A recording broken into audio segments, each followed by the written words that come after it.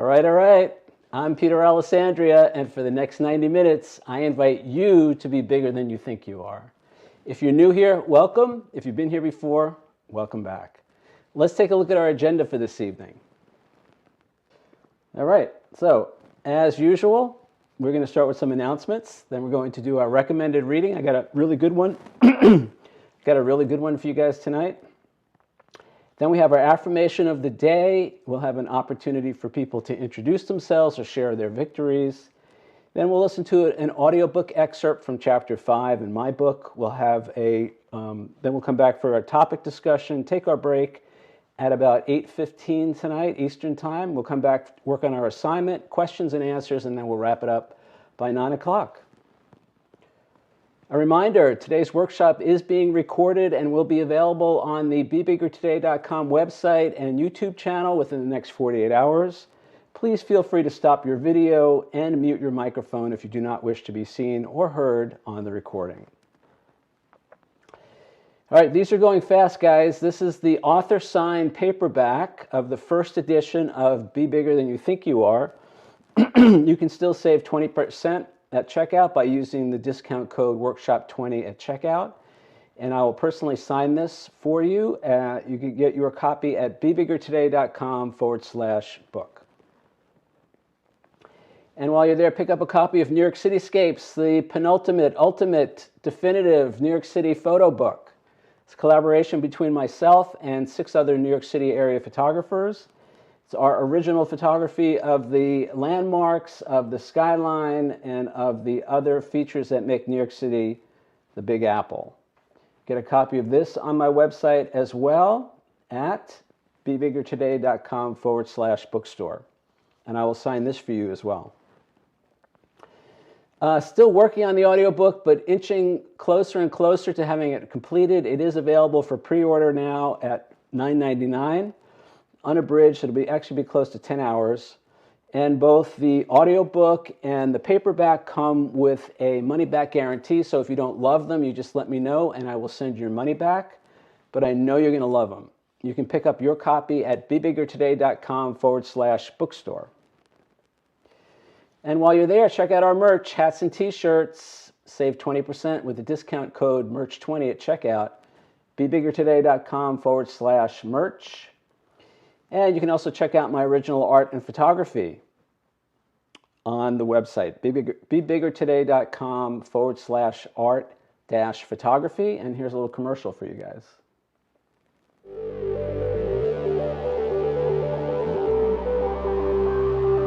Peter's photos and abstract designs are uniquely beautiful, one-of-a-kind works of art. These gallery-wrapped canvas prints are set in a contemporary shadow box floating frame and will enhance the beauty of any home or office. Available in 4 different sizes, each piece is professionally framed and comes complete and ready to hang. Frames are available in your choice of black, white, or brown, and each is signed by the artist. Peter's original art and photography will make a great gift for a client, for yourself, or someone you love. Order yours today.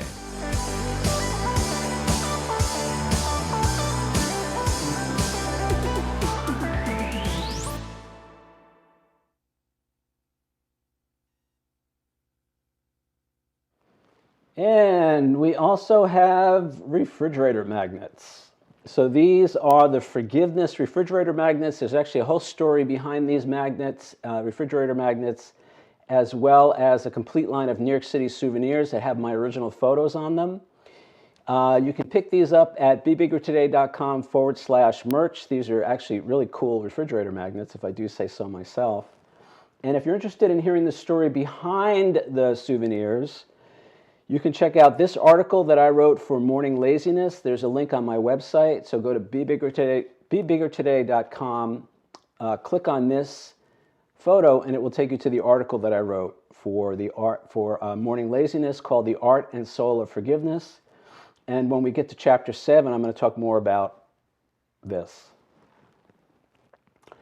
And I am available for one-on-one coaching or corporate consulting. If you have a business or you work for a company and you would like me to speak to your management team, your executive team, your human resources, personnel people, on how they can all be bigger than they think they are, get in touch with me through the website. Also, if you would like to do some one-on-one coaching, if you're a creative person, perhaps a photographer, an artist, a writer, I'm happy to help out, and you can reach me through the website. We'll set that up.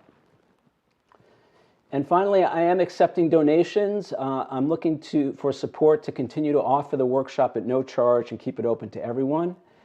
There is a suggested donation of $5 per week or $20 per month. You can send your contribution directly to me via PayPal at paypal.me/Peter Alessandria. A lot of you guys have already donated. Thank you so much for your support. And yeah, it's been great. So I really appreciate it. Thank you.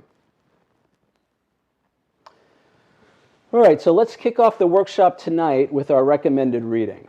Now, this book, I actually first read this book, The Power of Now, A Guide to Spiritual Enlightenment by Eckhart Tolle. I think it's Tolle. I think it's Eckhart Tolle, but I could be wrong about that. And he wrote this book in 1997, and I read it right around that time, and I remember it was a very profound read for me. And I recently picked up the audiobook, actually just within the last week or so.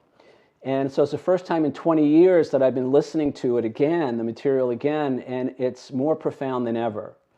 So this is a high recommend from me. The subtitle, A Guide to Spiritual Enlightenment, I actually believe that's true.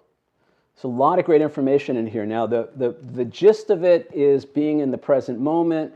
The gist of it is learning how to disconnect from the conscious mind, and in particular, how to disconnect from the ego.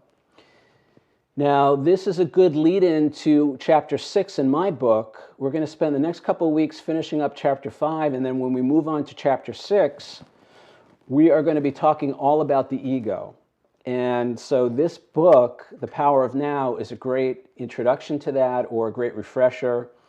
He really, really captures the essence of that, the egoic mind, the part of our personality, of our mind that is pretty much disconnected from spirit, disconnected from other people and the world around us in a real meaningful and spiritual way.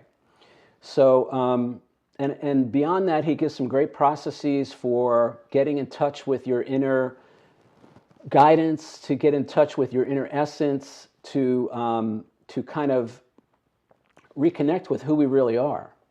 And he says it in a very eloquent way. His story is very interesting. I don't know the whole story, but apparently for the first 30 years of his life, he had a lot of problems with anxiety and depression. And he just woke up one morning and he had what we would call a spiritual awakening.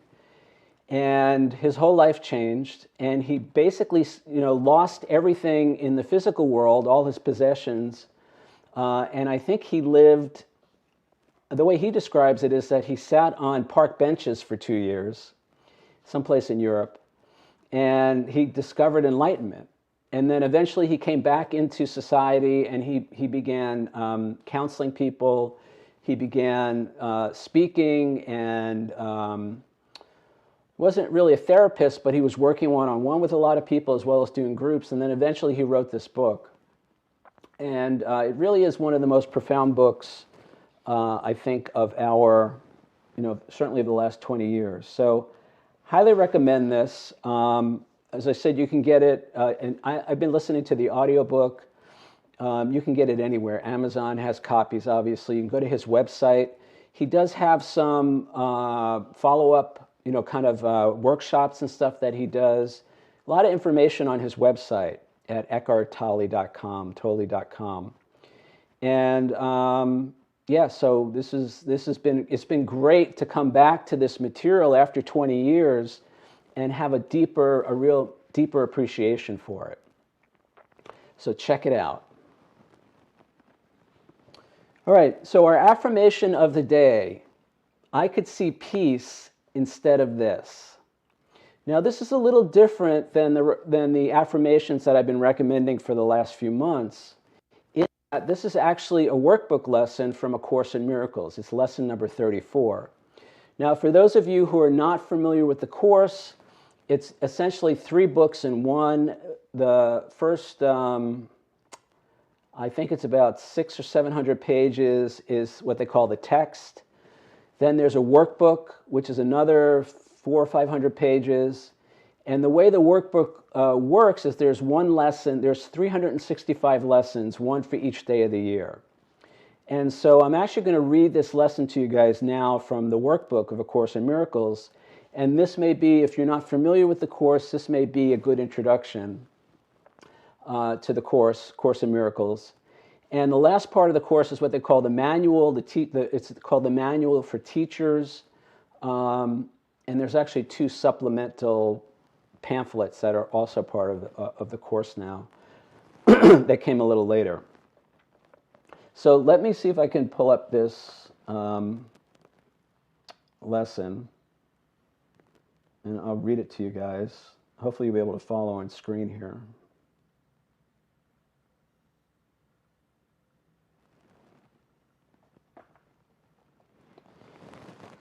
All right, lesson 34. I could see peace instead of this. And when we're done, I'm going to tell you why I picked this lesson, this affirmation. The idea for today begins to describe the conditions that prevail in the other way of seeing. Peace of mind is clearly an internal matter. It must begin with our own thoughts and then extend outward. It is from your peace of mind that a peaceful perception of the world arises. Now, the other thing I'll just say before I continue reading on is all the lessons kind of build on each other. So there are some references in here to the prior lessons.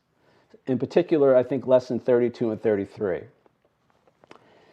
3 longer practice periods are required for today's exercises. 1 in the morning and 1 in the evening are advised, with an additional one to be undertaken at any time in between, which seems to be most conducive to readiness.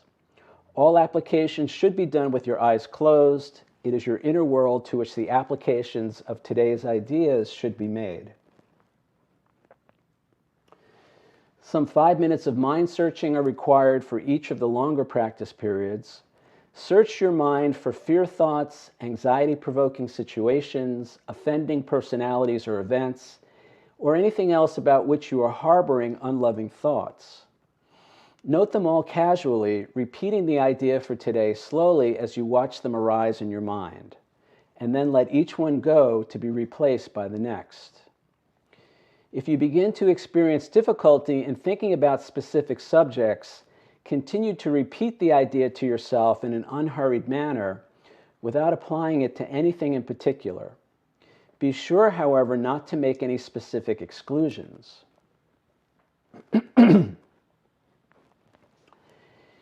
The shorter applications are to be frequent and made whenever you feel your peace of mind is threatened in any way.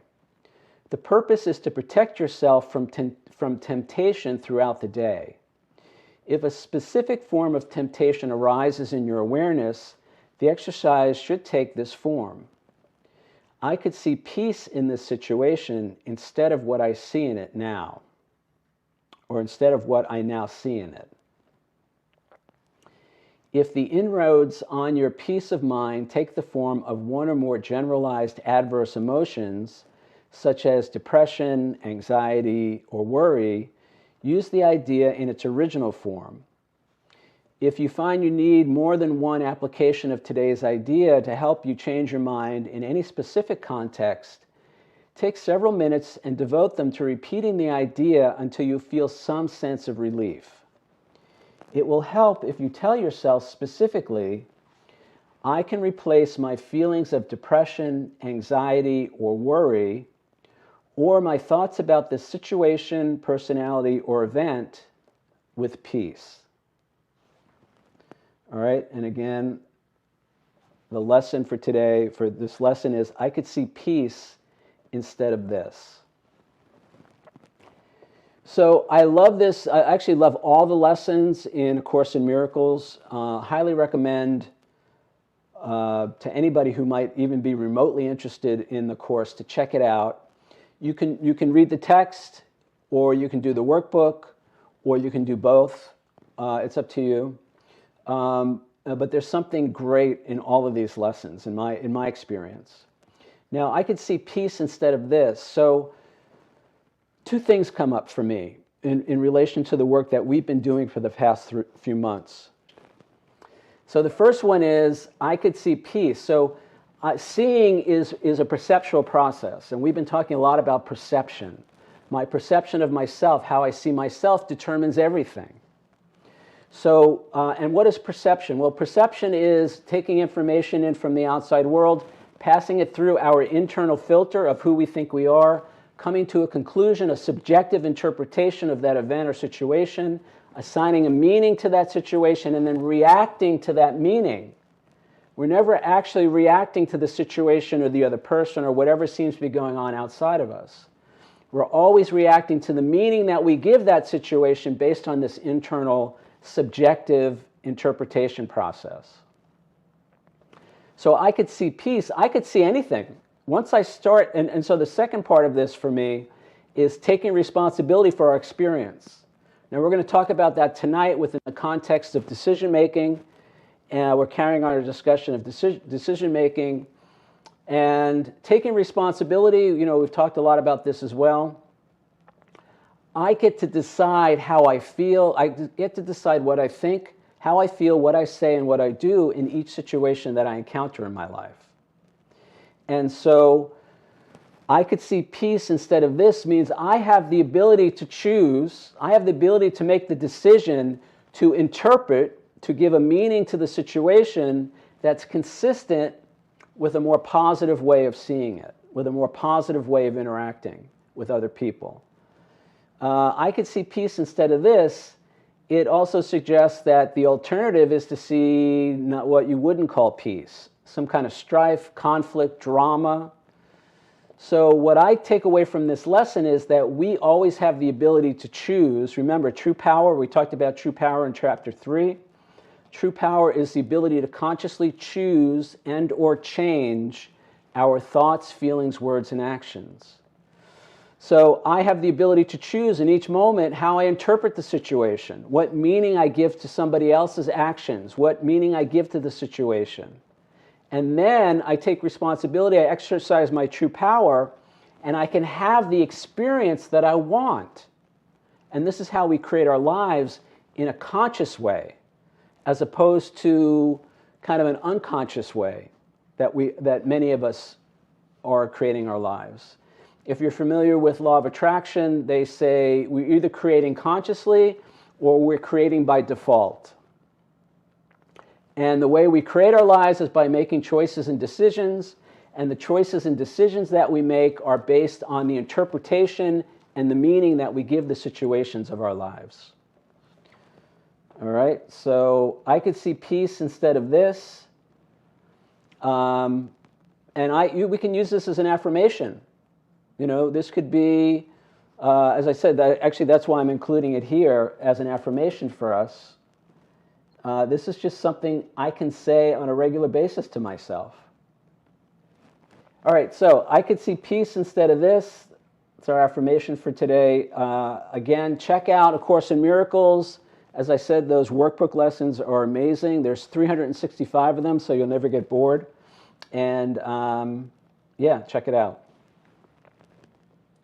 All right, so this is the portion of the workshop where we have an opportunity to introduce ourselves if we're new, or to share a victory or celebration from the past week.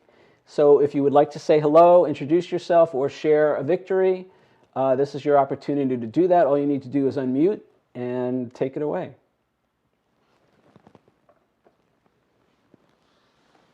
Okay, I'm Cynthia, and I love my refrigerator magnets. Woohoo! They're very nice. Thank you. Very nice. Purchased from merch. Anyway, my celebration is that I today worked with my web designer who is tutoring me also, and she showed me how to do voice typing with Google Docs. And it's just like, OMG, I'm so excited. I can do this. My favorite thing is to talk. So now all I have to do is talk and it will type everything for me. Oh, so I am not a techie person, but being able to do it is fantastic. And if you don't have Google Docs, it's worth getting. So thank you. All right, that's great, Cynthia. Woohoo! On the refrigerator magnets and on overcoming the technical challenges that we sometimes face. So that's great. Yeah, the speech recognition. I mean, I have to say, even on my phone, my Android phone, the speech recognition is amazing. It's like you don't even really have to type anymore. So that's great. Good. Thank you, Cynthia. Who else? Well, Laura here. Go ahead, Hi, Laura. everybody. Hi, Peter. By the way, thank you for your email reminder about, I'm sure you sent it as a group, about the time change. It was good to see it. So I do want to say that this week, I noticed a definite change in thinking, definitely much more aware and positive. Though what also I became much more aware of is how very, I know we heard this a million times from everybody, but I clobber myself if I make a mistake. And we've been talking about this in the group, so I'm supposing it's kicking it up in me, and I've never been so aware of it. I mean, I just, so I'm just sharing that to let it go. I know everybody probably can identify with it, but it's powerful stuff. It's very debilitating. And I thought, no, I'm not sitting with this. And I, used a few techniques, but I was never so aware of it as now. So I credit that to our work, the workshops, and your work. And I thank you. Okay, that's Awesome. it. All right, that's great. Thanks, Laura. Yeah, I mean, that once I became aware of how hard I was on myself, how unforgiving I was on myself, I could see how much energy I was wasting, and when I started to look, I could say this, and I've said it before, one of the biggest transformations for me was going from being my own worst enemy to my own best friend. And when I started doing that, I was able to submit my work to shows and exhibitions and contests and all of that. And that's one of the main reasons. I mean, I'm a good photographer. I'm a really good photographer. But even the best photographers do not get recognition. They don't win awards or whatever if they're afraid to send their work out because they're going to beat themselves up if they don't get accepted into the show or win the contest or whatever. So when I stopped beating myself up, suddenly I had all this energy to move my life forward. And the other thing, I say this in the book over and over again, beating ourselves up never makes us better people. And there is this belief that I have to be hard on myself so that I'll do better next time. And I'm telling you guys now, for me at least, I have to be soft on myself so I'll do better next time. I have to be kind to myself. I have to be encouraging of myself so I'll do better next time. Because the more I beat myself up, it's the fear of self-recrimination that kept me stuck on the couch for 3 years, terrified. I thought it was everybody else I had to be afraid of. I thought it was everybody else's opinion of me that I was worried about. I thought it was everybody else's criticism of me or whatever. But it turned out it was only my criticism of myself that was creating all the fear. And remember, fear equals resistance, and resistance means we stay stuck. So as I became committed to being nicer to myself, to forgiving myself more and more, to be more compassionate, more understanding, I had a thing today where it was just like, the depth of the dysfunction in my life, and to have some compassion for that and say, my God, here I am, many, many years later, and I've written this book, and I still have this dysfunction, and I still have these challenges, and it's like, gosh, I must have had a really, really hard time as a kid, or whatever. So instead of beating that little kid up, look, he's here. That's me when I was about, I think, 7 or 8. So I keep them on the desk here. And just to have some compassion for that little kid, instead of beating him up every time, I don't do something perfectly. It's like, wow, it's awesome to see how affected I have been in my life by, the experiences that I had most likely when I was young, and to have some compassion for that and to have some understanding for that. And actually, I had an experience yesterday where I was able to have compassion and understanding for somebody else's dysfunction. Whereas in the past, I would have judged him, I would have made him wrong, I would have beat him up, either in my mind or even verbally. So it's like the more I can have compassion and understanding and forgiveness for myself, the more I can be compassionate for others and more understanding of others. So that's great, Laura. Thank you so much for sharing that. I love hearing that. I mean, that's like, that it's those little moments that, and then all of a sudden, we wake up and our life is different, and it's in each moment, and it starts with the awareness. Gosh, I'm beating myself up again. Do I really want to do this? Is this really going to help me? Is this who I want to be? So let us carry on then. So we're still carrying on, continuing chapter 5. I think we're going to spend 2 more weeks on this chapter, and then we're going to move on to chapter 6. Lots of good stuff. We still got, and then chapter 7 is the big one. So we still got a few months of work ahead of us, guys. I think we're going to carry into at least probably May. I mean, it could be May or even June, and that would make it a full year since we started. So, and then we'll probably just start all over again. So what I'm going to do now is I'll play the audiobook excerpt from chapter 5, and then when we come back, we'll have I'll start the discussion for tonight, and we'll go from there. There's no such thing as a bad choice or wrong decision. In the first chapter, we talked about how who we think we are influences all our choices and decisions. In the second chapter, we looked at the importance of taking responsibility for our lives and consciously choosing thoughts, feelings, words, and actions that serve us. In the third chapter, we examined the idea that power is the ability to choose and ultimately the ability to change how we respond to life. In the fourth chapter, we saw how fear results from a distorted view of ourselves and directly impacts our ability to make healthy decisions. And now, so far in this chapter, we've examined how a desire to feel better can sometimes lead to making choices that are not in our best interests. With so much riding on our choices and decisions, there's a natural concern that comes up. What if I make the wrong one? The anxiety around making a wrong decision can become so acute that it stops us from making any decisions at all. The first thing to remember is that taking responsibility for our decisions doesn't mean beating ourselves up for the ones that don't work out. We said previously, responsibility is about awareness, not blame. Thus, making ourselves wrong for anything is never helpful. What we want to do is learn from our mistakes so we'll do better in the future. Next, we have to ask what exactly makes a choice bad or wrong. Since we give everything all the meaning it has for us, we can interpret a situation in any way we want. We can give it a meaning that moves us forward rather than one that holds us back. For instance, instead of failure, how about teachable moment, learning opportunity, or one step closer to my goal? Thus, I would suggest there's no such thing as a bad choice or wrong decision if we're willing to do 2 things. 1, learn from our mistakes, and 2, forgive ourselves for them.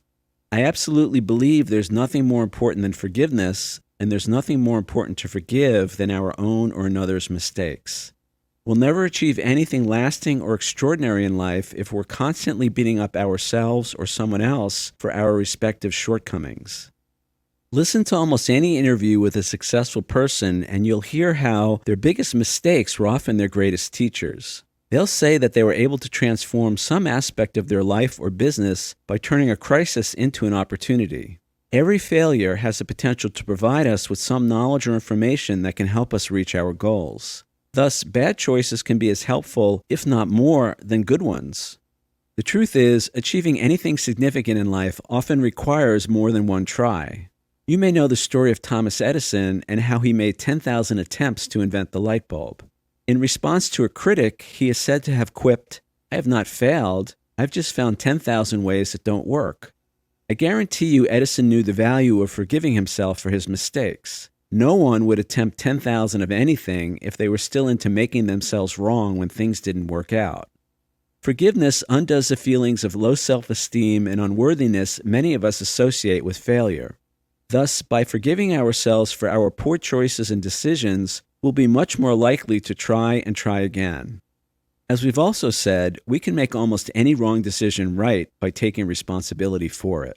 In those cases where we've done something harmful to another person, we've already noted that the amends process can help make things right.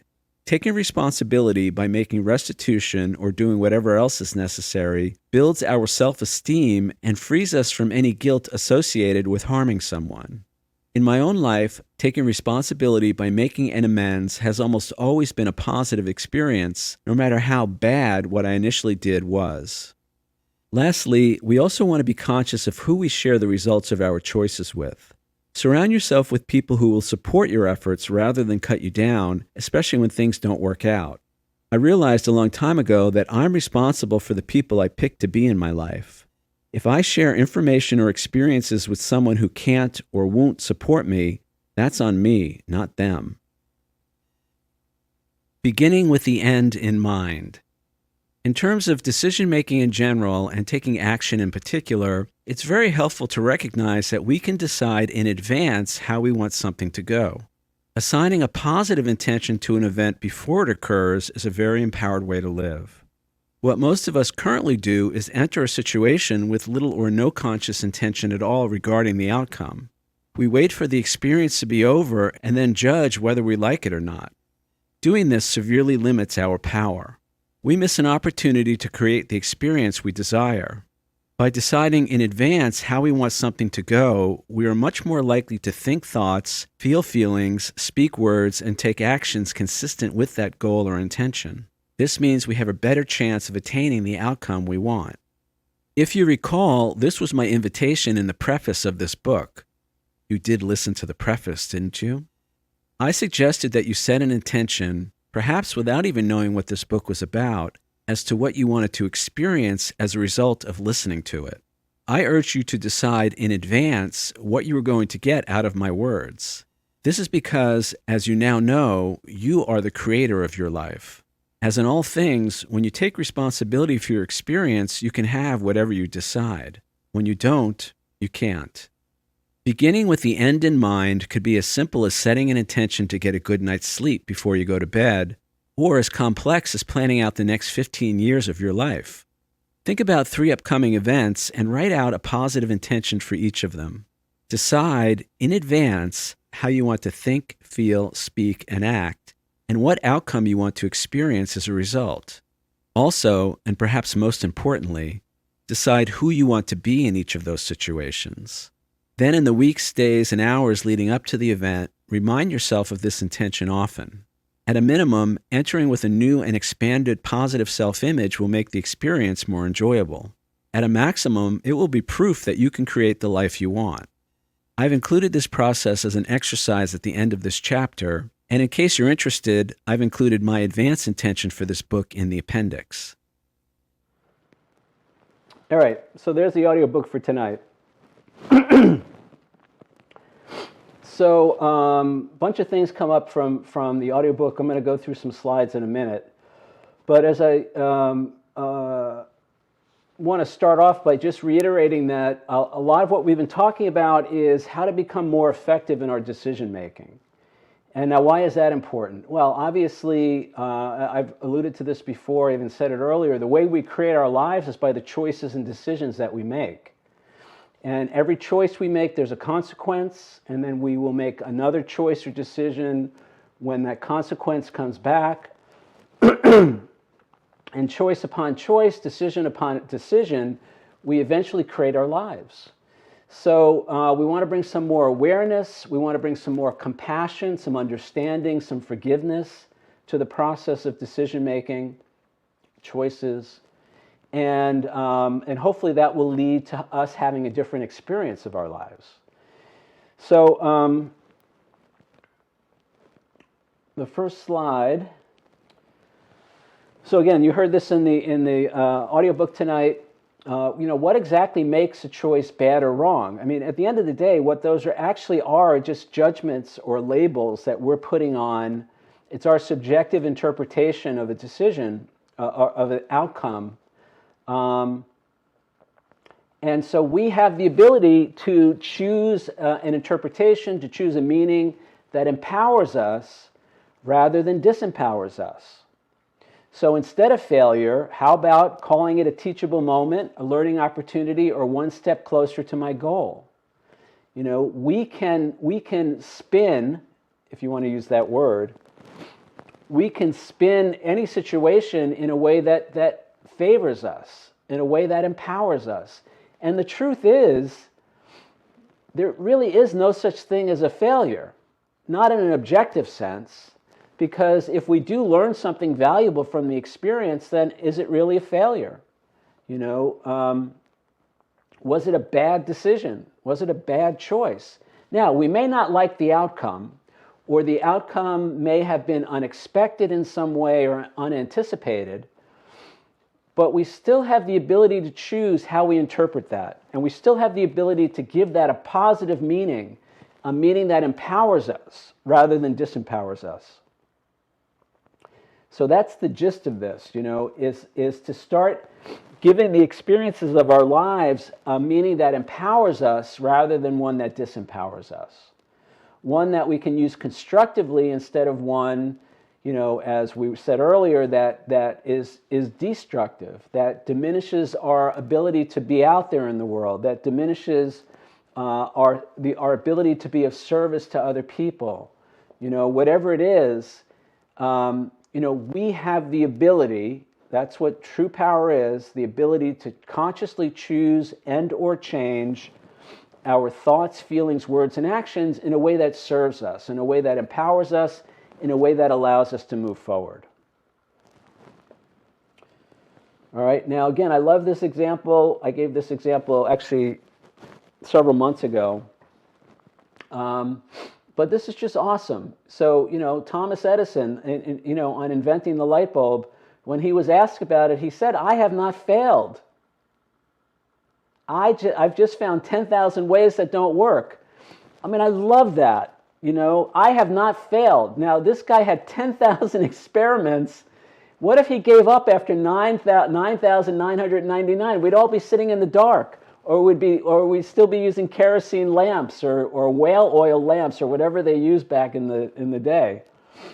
So there was something about his ability to say, I'm not a failure, I'm not a screw up, I'm not an unworthy person, I'm not a bad person, I'm not a defective person, I'm not unworthy because I haven't achieved the result that I'm wanting to achieve, or because my experiments or whatever didn't work out the way I thought they were going to work out. I was hoping they were going to work out.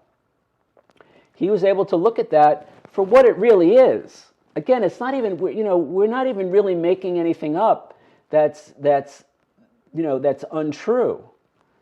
We put the label on things, but that's our subjective, that's our, habitual, in some cases compulsive way of seeing ourselves, of seeing the world. And if you have a positive way of seeing yourself, that is habitual, then that's great. But many of us don't. So this is the moment when we have a choice, when we can exercise our power to choose a new meaning for the situation that will move us forward.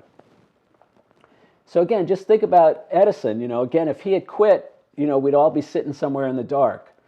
And you can apply this to your own life. I can apply this to my life. When things don't work out, that I learned something.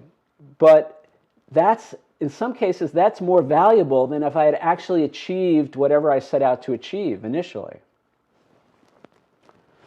All right? So actually, let's come back to this in 1 second. So there's no such thing as a bad choice or wrong decision if we're willing to do two things.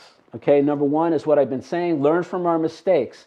I periodically listen to interviews with successful people in the world of business and the world of relationships, of spirituality and all of that. And many of those people, I hear them saying in these interviews, my greatest failure was my greatest teacher. My biggest mistake turned into the biggest opportunity. It completely changed the direction of my life. It completely changed the direction of my business. But the only reason it turned into something positive is because they weren't beating themselves up for making the mistake in the first place. And they were willing to learn. It's like, I think when something doesn't work out, especially if it's a public failure, especially if it's visible to other people, when things don't work out the way we were hoping they were going to work out or whatever, that can affect our self-esteem. And when our self-esteem goes down, our willingness to continue to try goes down. When I feel bad about myself, I'm not going to keep trying. That's why I said, that's what's amazing about Edison. Apparently it didn't affect his self-esteem because he kept trying, and he kept trying and trying and trying. Now, as it turns out, I did a little research. He had a whole research lab. He had a lot of people working for him. So it wasn't just him sitting in his garage, whatever. But, he had the ability to lead his team through failure after failure after failure and keep going. Don't lose sight of the goal. Learn from your mistakes, forgive yourself for them, and move on. And that's my message for me first, and for anybody else who wants to listen. Learn from our mistakes and then forgive ourselves for them.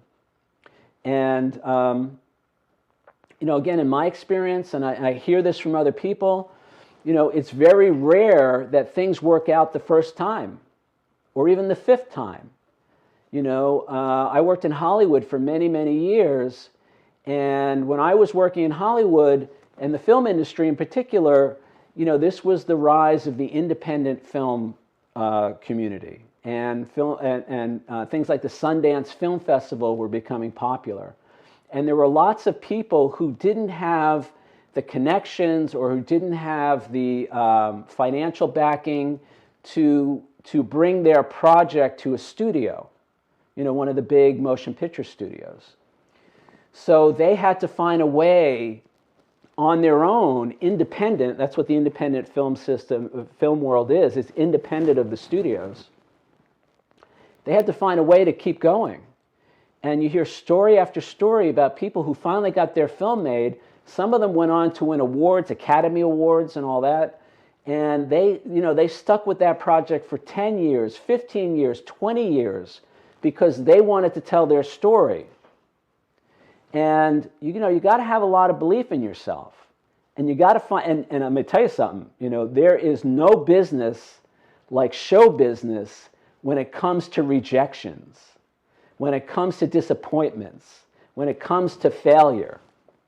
So if you can stick with something for 10 years, 15 years, 20 years, you have to have found a way to transform those rejections into something positive. You had to make a decision to give that rejection or that disappointment a different meaning, and a meaning that empowered you rather than disempowered you.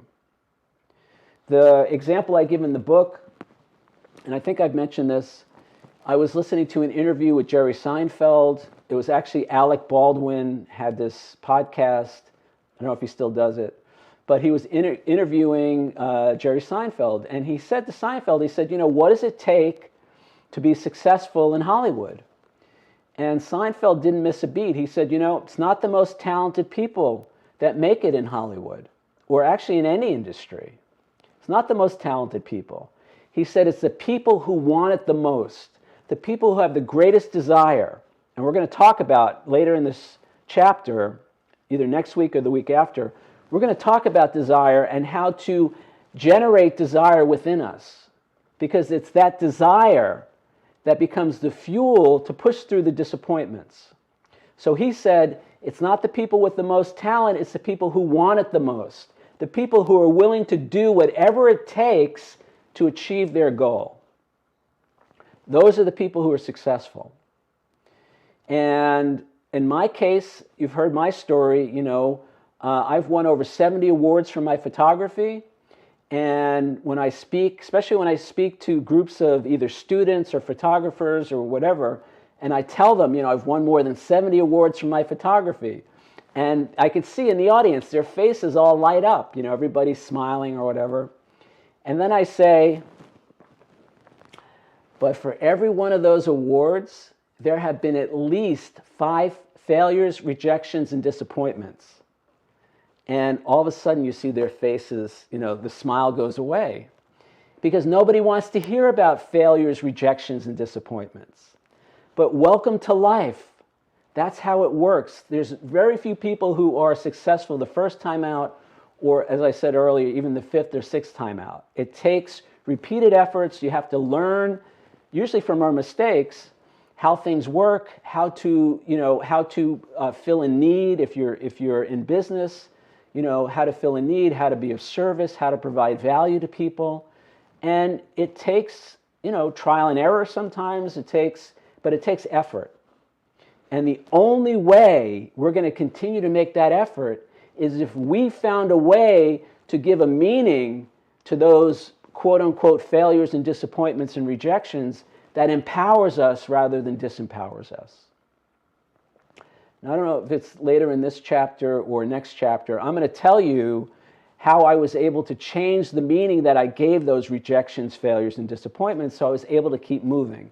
And it was basically a strategy that I came up with. That whenever I was rejected, well, I'm not going to tell you until next week or the week after, but I had a strategy. And that was big because, one of the things that kept my life small, remember, we're talking about be bigger than you think you are. The way to keep our lives small is to let disappointment take the wind out of our sails, is to let disappointment sidetrack us or talk us out of our dream, which is essentially what happens.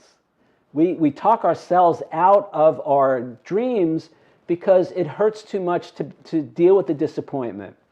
And for me at least, to deal with the self-recrimination, to deal with the self-loathing, the low self-esteem, that's where the real pain comes from, and that's why we stop. That's why we give up. Now, it's true that not every plan is the right plan. We may have to readjust our plan. We may have to move our goals or whatever. But when we give up, the other thing I say all the time is, there's no guarantee of success in life, but there is one guarantee of failure, and that's if we give up. So we have to find a way to keep going, to realize our dreams, our goals, whatever it is we want to achieve in life.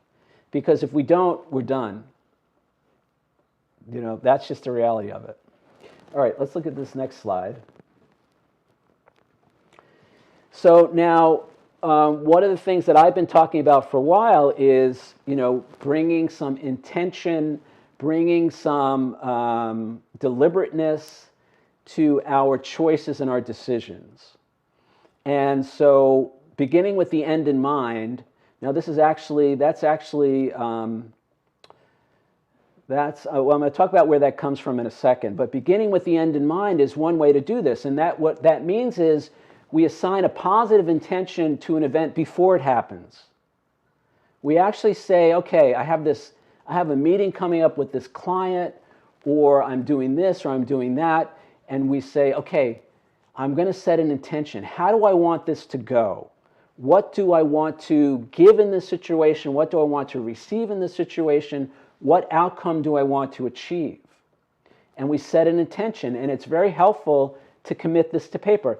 It could just be 1 paragraph or 2 paragraphs. And for me, one of the most important things is to write down who I want to be in that situation. What kind of person do I want to be?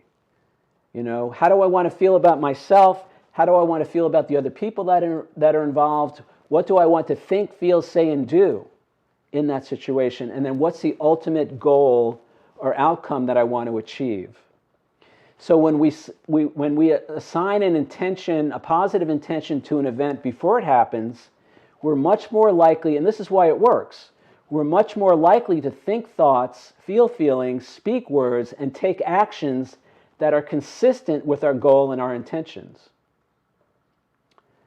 So, because otherwise what we do, or certainly what I've done for most of my life, is I go into a situation and I haven't set any kind of an intention at all. I'm just kind of floundering around. I'm letting things happen to me, and I don't have any conscious intention about it.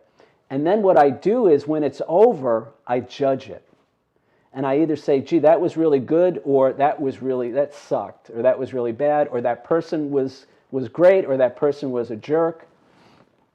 There's no power in that. There's no creativity in that.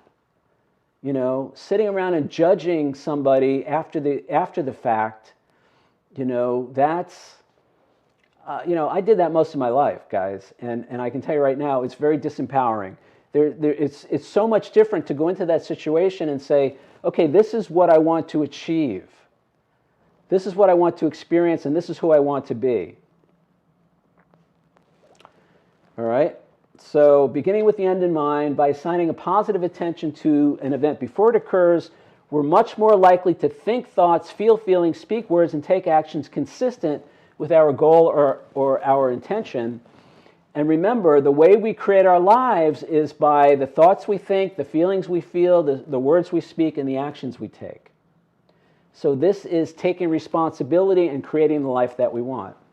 Now, I just want to bring this to your attention. Beginning with the end in mind is actually one of the habits of the 7 habits of highly effective people. This was a book written by Stephen Covey. I'm actually going to do a recommended reading on this one soon. Great book. The 7 habits of highly effective people. Number 2 is begin with the end in mind. Now, I move in a little different direction on how I see it, but what he says, if you don't make a conscious effort to visualize who you are and what you want in life, then you empower other people and circumstances to shape you and your life by default. Now again, all I can say, guys, is for most of my life, that's how I lived. I let other people, I let the situations of my life, I let the circumstances of my life dictate what I thought, how I felt, what I said, and what I did. It was always something outside of me that was responsible for that. Now, of course, that wasn't really the case. Basically, what I was doing was I was still choosing, but I was just blaming them for my choices. So I was living as a reactor rather than a responder. I was reactive rather than creative. We've talked about that. We've talked about the difference between responding and reacting. So this is all about taking our power back. And it all starts with taking responsibility for who we are in the world. And then setting a conscious intention or goal in advance, and then using that focus, conscious intention, to achieve the result that we want to achieve. All right. So we're way over time, as usual. So let's look at the assignment for tonight. Obviously, this is what we've been talking about. I want to hear what you guys have to say about this. The assignment is there's no such thing as a bad choice or wrong decision if we're willing to do 2 things. Number 1, learn from our mistakes, and number 2, forgive ourselves for them. So I want to know, do you agree or disagree, and why? What your experience is with this, or anything else that related to what we talked about so far. So what we're going to do now is take our break. Take a 5-minute break. If you're new here, I'm going to play a song for 5 minutes, and the lyrics are going to be on screen, so you feel free to sing along with your microphone muted. And we'll come back in 5 minutes, and then we'll open it up for our assignment and for Q&A.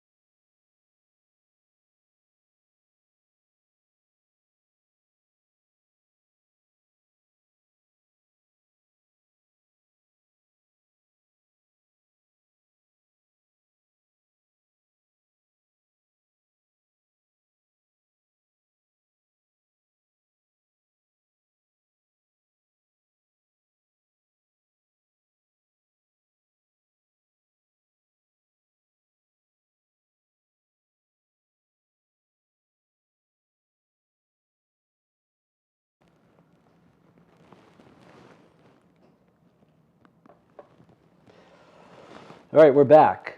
So actually two things before we jump into the assignment for tonight. First thing is, hopefully you guys have noticed, got some new artwork going on here. So this is actually a photo. This is Manhattan. That's the 59th Street Bridge for anybody who knows it. I call this piece Last Cab Standing. And it's a long exposure, time lapse. So you're seeing all the traffic was moving around that guy. So anyway, this is part of the collection of my photos that's available on the Big Wall Decor website. They actually represent my art on their website. And I actually have a coupon code for anybody who's interested. I'll probably post it next week because they're updating. They're adding some new photos to my gallery on their website. But what's really cool about these, so you've seen these, I've been changing them over time. This was the last one I had up. You get one frame, and then the pictures are done on cloth, on fabric. And so you can replace them in the frame. So I had this up a few weeks ago. And so you buy one frame, and then you can buy as many different pieces as you want, and they just slip in, and they slip right into the frame. It's really cool how it works. It's got this silicone gasket or whatever, and it fits right in the frame. It takes like 5 minutes. So anyway, this stuff is really cool. If you like big art, and they have a bunch of different artists, not just me. They have a really cool collection of original fine art, photographs, photography, digital art, all kinds of really cool stuff. So it's Big Wall Decor. I'll put the URL on the video, on the replay, and check it out.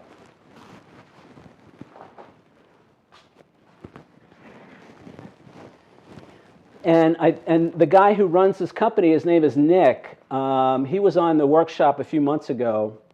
And what happened there was I was just out photographing the New York City skyline one night, and I saw another photographer. It was a cold, kind of rainy night. There was nobody else out. And I just went up to him and introduced myself. And he was with his dog, and we just hit it off. And within a few months, he started this company. And now I have a few dozen photos up there, and it's great. I mean, it's a great company. It's a great product. It's a great group of artists that they represent now. They probably have 40 or 50 different artists, photographers, and all that. This is being bigger than I think I am, literally and figuratively, guys. So I wanted to call your attention to that. And the other thing was, as I mentioned in the audiobook tonight, we were talking about setting an advance intention on how we want things to go. So I have included in the back of the book my advance intention for the book. So I want to read this to you guys real quick. This is in the appendix. It's on page 300 of the first edition. So advance intention, be bigger than you think you are. My intention with respect to this book is that it is a huge success. It inspires millions of people around the globe to see themselves in new and empowered ways. It awakens people to the possibility of consciously and deliberately creating their lives and seeing themselves as lovable, valuable, worthy, and powerful. My readers deeply comprehend the concepts contained in the book, and it helps accelerate the evolution of consciousness on the planet to new and astounding heights. The messages of responsibility, power, and forgiveness are fully embraced by people around the world. Many of the ideas in this book make their way into mainstream media and entertainment programming, enabling the book's message to go far beyond those who actually read it. People intuitively grasp the concepts and use them in creative and innovative ways to improve life for themselves and others. The result is the upliftment of millions of people to a new and joyful awareness of their personal power and inherent self-worth. So that's my advance intention for this book, all right? And you guys can do the same. Even if, as I said in the audiobook tonight, we can even set an advanced intention as to what kind of sleep we're going to get tonight. Just bring some consciousness before I go to sleep. All right, tonight I sleep soundly, I sleep deeply, my body is refreshed, I am relaxed, and I wake up feeling great. That's an advanced intention. It doesn't have to be more complicated than that. All right, cool. So let's look at the assignment again for tonight. No such thing as a bad choice or wrong decision if we're willing to do two things: learn from our mistakes and forgive ourselves for them. Do you guys agree or disagree, and why? So who wants to kick us off? Barb? It's funny, I have awakened. I was like laying down there going, oh my God, I'm so tired. I said, where's my phone? So I could have that in front of me. Bad choice. Yeah. I feel like for myself, I'm at a place where I think somebody said it previously, that I'm aware of changing. I'm in the process of changing. It actually almost feels exhausting. It almost feels tiring. It feels exhausting. I don't know why. I mean, maybe you have an answer for that too. My day is just different. My day is just good. It's busy. And if you want to be in the place that you're talking about, you're very conscious of everything you do, the people that come in, what has to happen. And, I think, I don't know if you talked about it, but the job is, me, I'm not technically, good at things. And then there's many interruptions, the telephone, people come to the door, this, that, and everything else. And, I don't know, I was asking myself that just before. I was saying, I don't know how I used to handle this stuff.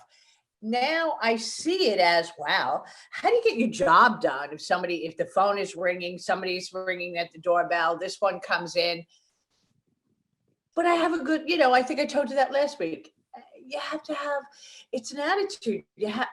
Thank goodness I've changed my attitude. I do the best job I can. I have a good day. It's lovely. I never had, I'm just saying, I don't know. I think you talk about yourself. What did I used to be? This angry, miserable. I mean, I think I came off as an okay person on the outside, but I think I was just terribly miserable on the inside. Now I'm like inside out. You know what I mean? You could tell. I'm just, it's a good thing, and it's a process. And I usually say it's because, of all that we're going through. And you always say, no, don't give you the credit. So it's just going through this workshop that has allowed me to, I don't think I ever let it down, allowed me to do and be who I want to be. I mean, you're at a job and you can just do the best job you can. It's wonderful. And there are definitely challenges. And like you said, you had a bad day today. I guess the other day I had a bad day. But you're able to talk to yourself and not ask yourself why, but kind of like that. Am I making any sense, Peter? Oh yeah, I get it. Do I you? understand. I do. Okay. So, when you started the program, you said, okay, and say hi, what's your victories? I mean, I think in the beginning there was some victories. I think because that was the beginning of my job. Now it's just, I'm busy, I'm capable, I'm aware. God forbid I should say I'm happy, huh? But, things are good. I think I've been saying that to you each week, but I still have the challenges. I think you said that too. Every day is still a challenge. I still have this pit in my stomach, like, I don't know. I'm not good enough. I'm not worthy. I know one of the days this week, I actually said to myself,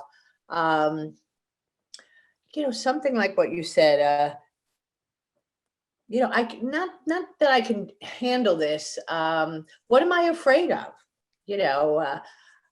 I just don't know anymore. So I pushed that aside. I don't care about it anymore. I'm not worrying about what I was afraid of. I would just like to stay in the moment and be able to function in a way that is functionable. All right. That Well, make- listen, I hope you give yourself credit, Barb, because you've come a long way. Trust me. Yeah. I mean, Okay.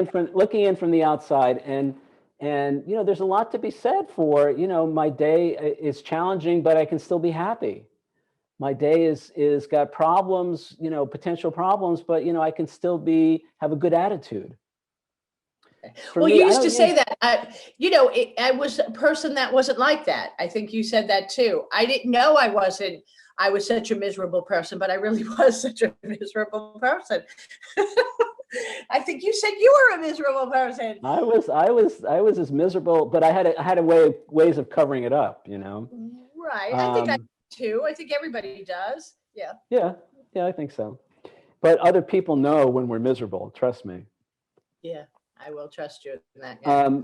But the thing I was going to say was I don't use the word attitude much, but it is a good word. Maybe I'll start using it more. But the thing for me is that when I change how I see myself, and more importantly, when I change how I treat myself, that's when my attitude improves. See, it's hard for me to have a good attitude if I'm beating the crap out of myself because I messed this up, or I don't know how to do that, or they're not going to like me, or whatever. It's very hard to have a good attitude when I feel bad about myself. So by changing how I see myself and changing how I treat myself as a result, then my attitude will naturally improve. I also say, a lot of people work on habits, changing habits or changing behaviors. And I say, we don't have to work on any of that. That will change automatically when we change how we see ourselves in that situation. When we change our perception of ourselves, who we think we are, and when we change how we treat ourselves, the habits and behaviors are going to change on their own. So we're stepping into a good attitude by seeing ourselves in a more positive way, by being nicer to myself. Again, I mean, I love, Laura started us off with that tonight, and it's so important. I'm not going to be a good employee. I'm not going to be a good, family, brother or uncle or whatever I am if I'm hating myself, if I'm beating myself up, if I feel bad about myself, if I have low self-esteem.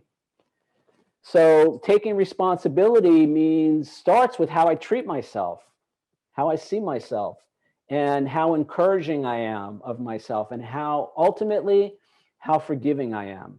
Because I mess things up all the time. If I told you what the last 3 days were like, I mean, it was brutal. I wasn't sure I was going to make it tonight. And I can see my part in all of that, and I can forgive myself for that. I can forgive myself. I created a lot of stress, a lot of tension the last 3 days, and I can see how I contributed. It wasn't all me. Other people have a part, but I can look at my part and I can forgive myself for that. And it was some really old behavior, some really dysfunctional behavior, and I can still forgive myself for that. And that's the only way I'm sitting here tonight, and it's the only way I move forward in my life. So great. Thanks, Yeah, Barb. I think I can understand that. Yeah, it almost sounds like, I hear you. It's like with this awareness, it's almost like what do you want to call it? A jumble, or you're like, oh, I know I could do better. And then the old habits come back and you're like, yeah, that's why I said sometimes it's exhausting. Well, yeah, it is. It is until it isn't, and eventually it becomes invigorating because remember, fear creates resistance, Yeah. and resistance is what we experience as exhaustion. Okay. Yes. I look at my 6-year-old nephew, and I'm sure you can look at your grandchildren. Those kids, they have more energy than anybody, and at the end of the day, they're not exhausted. They want more. Yeah. And the difference is they're not resisting life. They're not beating themselves up because they didn't do something perfectly. They don't have the negative self-talk. They don't have the fear and self-loathing. That's what's exhausting. It's not the activity. It's not even the exertion. No, So- yeah, I understand, and I will go forward with that, because that's, yeah. Yeah, it's almost like a release, and it shouldn't be exhausting. It should be, you go from maybe being resistant to kind of going even playing, and then I'll get even higher. So thanks. Yeah, and it takes time. Yes, it takes time. We're learning how to walk again in a way. It's like learning how to be in the world without resisting it. Again, that book I recommended tonight, okay? Eckhart Tolle, The Power of Now. It's all about letting go of or it's all about accepting the present moment. It's all about being present by not being in our head, judging it, criticizing it, saying, no, it shouldn't be this way. It's a lot about acceptance. It's a lot about trusting. It's a lot about being present, being in the moment. And it's very hard to do that, when we have a lifetime of, and it's really, for me, it's reacting from a place of fear and powerlessness. It's very hard to accept the present moment when who I think I am is screwed. When who I think I am is going to get my ass kicked by the situation or the other person or whatever. Or when who I think I am is unworthy or unlovable. When I see myself as unworthy, unlovable, powerless, can't take care of myself, it's very hard to be present. It's very hard to trust. It's very hard to accept what is. Yet accepting what is when I'm letting go of the resistance. Accepting life on life's terms, as we say in 12-step programs, that's when I'm letting go of the resistance. But I can't do any of that as long as I see myself as unworthy, powerless, not good enough. They're not going to like me. I can't handle this, afraid of, I can't stand up for myself, or it's not going to work out, or it's going to be painful. There's no, and in those situations, there's no room for a spiritual connection, for belief in a higher power, for trust in something greater. Because in those moments, my life sucks. And, I'm usually going to blame someone or something else. And, God comes in for part of that blame sometimes too. So as I change how I see myself, my attitude changes and everything goes from there. Yeah. So I think that's what I was saying. Those words, now that you mentioned those words, I wasn't having the best day. And those words came to me. I'm, unworthy. I'm not loved. But they were words as I was going through this moment. And, I just could get out of it. I could, and that was great. So I didn't have to live those things. I knew of those things, but I didn't have to live them at the moment. Well, that's the true, that's when I can stop in the moment, when I can stop those negative thoughts and actually say, wait a second, I wrote this damn book. And in chapter 3, I say that we have the ability to choose our thoughts in each moment. And it's like, oh, damn it. Now I have the opportunity to choose my thoughts. And when I can do that, when I'm conscious enough, I've been doing this more and more. And Power of Now is great. He's got some really good techniques. One of the things he says in the book is get quiet. You need, it's like meditation. And he says, ask yourself, I wonder what my next thought is going to be. And then just wait. And it's like, when I do that, it's like, I'm aware, I'm really present, I'm really in the moment. And it takes a little longer than usual for the next thought to come. It's really interesting. So it's like when we start to notice our thinking and then in a way detach from that, dissociate from that, it opens up all kinds of possibilities. But I have to be present. I have to be aware in the moment and say, wow, I'm thinking those thoughts again, and I know where this is going to lead me. And I don't know how I'm going to change this, but I got to at least stop thinking these thoughts. And that's when we begin to exercise our true power. And then we start to tell a new story. You know, we start to have a new narrative about life. All right, great. Thanks, Barb. You want to say anything else? Nope, that's good. It looks like Thank there's you. some folks chomping at the bit. They want to chime Oh, in. yeah? Okay, great. Who else wants to go? Didi, Didi? thanks. I'll be quick. I need to retract. I was so excited about telling you about the CVAC system sale to Dubai. Actually, it's the United Arab Emirates, and I think it was Bahrain anyway. And I said it was the king, and I know it's the royal family. So there's a lot of retractions. The good news is whoever it was that bought it has the power to buy more and offer the CVAC system, which is it's an altitude conditioning, takes the body, a human body, to altitudes quickly and back, and it creates interfluid circulation in the lymph system and heals all kinds of things. Anyway, I won't talk more about that now. But what I will say is I forgive myself for probably and most likely misquoting. And, unless you delete it off of my first share, it's possible that this could get, that could be out in the world. The truth is, I'm just excited about the company. I'm excited about the opportunities. And I'm excited to be here and talk about forgiving myself for making mistakes. I was helping my sister and I are helping my mother, and it's been real. I really had to tread lightly,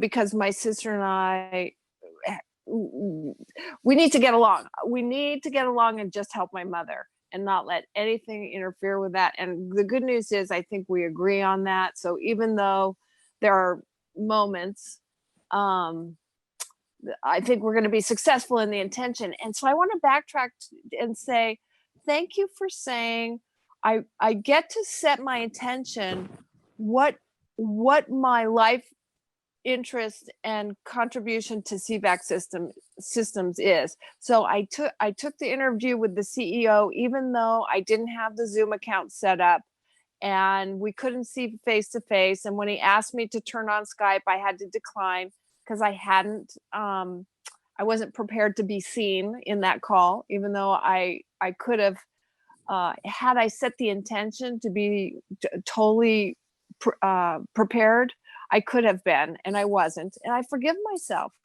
because I talked to him for an hour. He talked to me for an hour, on a business level. I got a lot of information. I got resources to pursue so that when I do go back to him, I will have questions. I'll have solid questions to ask, and I will be, prepared to present myself both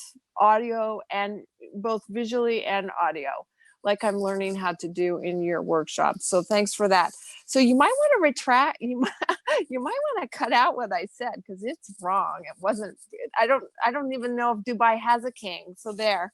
Thanks. Thanks for letting me do that. Yeah, no, Didi, I'm happy. I'll edit it however you want. Yeah, I have no idea. You may know I've been to Dubai twice. So does Dubai have a king? Dubai has a royal family, and and Dubai is in the UAE, the United Arab Emirates. Yeah. And I actually is Bahrain, right? Bahrain. I think Bahrain is. I'm not sure. Well, one of those royal families bought one of these devices, and I'll let you keep talking. So. Well, I actually met a couple of members of the royal family while I was there. Very cool. They were very nice people. So, and Dubai is an amazing place. If you look at my photography website, I have two collections of photographs from Dubai. And actually these guys are going to be doing some of my Dubai photos too. Terrific. So there you go. I'll share you with them. I just sent them this week. So yeah, Dubai is awesome. It's an amazing place. All right, cool. Nice. Thank you, Didi. Thank you. Okay, pass. Who else? Laura, did you want to go, or Cynthia? Or anybody? We're actually over time, but I've been talking a lot, so I want to make sure everybody has a chance. I'm so Anyone? sorry I was late today, Peter. What was the topic? I'm very sorry. Helena, you don't have to be sorry. The topic is, I don't know if you can see this. There's no such thing as a bad choice or wrong decision if we're willing to do two things. Number one, learn from our mistakes, and number two, forgive ourselves for them. Do you agree? Oh, Disagree? okay. Why? Yeah, actually, it's funny though, because I'm kind of like reading this daily message of a Pia Melody. Is that the Codependence No More, or I forgot. But anyway, she did a talk about something like this in the today's reading. Um, that like we don't have to judge it like it's a black and white or something like that. I can't remember the whole thing, but absolutely, I don't think that anything happens by accident in God's words, right? So if something happens, that I have to make a decision based on what, like, you know, because I don't know, like if I make the decision of A, because I know that I'm not perfect, you know, so I believe all decisions are good and all decisions can be bad. So for me personally, when I try to make the decision these days, I don't try to make it solely out of my own self-will. I try to really make the dedication of doing a prayer meditation and then, you know, trying, hoping that I get the answer from my higher power, because my way has been always failing. So I'm really trying to do this 11-step practice, you know, on the 12-step program. And bad decisions can also help us to learn about our mistakes. So I absolutely agree with that. Thank you. Great. Good. Thank you, Helena. Yep. And you know, trusting that we'll get the intuitive hit, you know, the hunch, the information, the guidance from a higher power, from our higher self. Certainly important part of the decision-making process. So that's great. Good. All right, so I'm going to play the song again, and then we'll come back for our final goodbyes. All right, guys, so that's it for this week. Anybody want to say anything before we go? Dee Dee? Thank you. Thank you. Great workshop. Love the book. Love everything. I can't wait to get to chapter 7 with the forgiveness. Thanks. I mean, I can wait, but it's, you know, it's coming and not soon enough. I need that forgiveness. Thanks, Pat. All right, sounds good. Anybody Thank else? you, Peter. No, just saying good night and had a good night tonight. It was great hearing everybody sharing, and I opened up too. So I feel a little lighter. Thanks, Peter. Good. Yeah, that's great. That's the way it works. Helena, did you want to say something? No, not at all. I'm just grateful for your doing this for, you know, all of us. Thank Great. you. Well, thank you guys for being here. Remember, I couldn't do without you, so I love that you guys show up. And Peter, Anybody thanks else? for being here. Even though the last 3 days were a challenge for you, we're really glad you're here tonight. Yeah. Thank you. Yeah, thanks. Yeah. All right, cool. So, so that's it. We're continuing on with chapter 5. Probably at least one more week. Some good stuff. We're going to talk about the role of desire and decision making, goal setting, and all of that. And then we're going to move on to chapter 6. And the big part of chapter 6 is the ego. So we're going to have to spend some time talking about that. And Eckhart Tolle's book is a great introduction to that. So if you want to, I found a copy on an audiobook on YouTube. Audible has it. You get it all over the place. So if you want to read it, I'm guessing there's an ebook, but you can get a paperback off Amazon or any place. Great book. All right, so that's it. Anybody else want to say anything? Jan, did you want to say something? I was just going to say hi. Good to see you. So good to see you, my dear. I'm glad you Yeah, made and it. I'm really trying to keep my Wednesday nights open because I've missed this. Great. Well, Yeah. I've missed you, and I'm so glad that you're here with us tonight. Thanks. All right, cool. Thank All right, you. guys. So have a great week. Be bigger than you think you are today and every day. And I want to hear about all your celebrations and victories next week. All right. Everybody have a great night. You too, Peter.